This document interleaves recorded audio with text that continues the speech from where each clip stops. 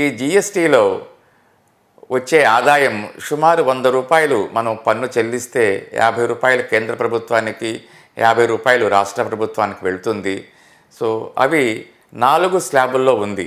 4 స్లాబులు ఏంటంటే, అంటే రేట్ ఆఫ్ ట్యాక్స్లు 4 స్లాబుల్లో ఉంది.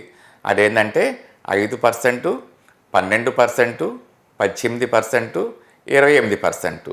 ఈ 28%లో ఏమున్నాయి అంటే లగ్జరీ గూడ్స్, అంటే ఎక్కువ కొనుగోలుదారు ఉన్న వారికి సంబంధించిన లగ్జరీ గూడ్స్, కార్లు, సిమెంటు, ఇలాంటివి ఉన్నవి.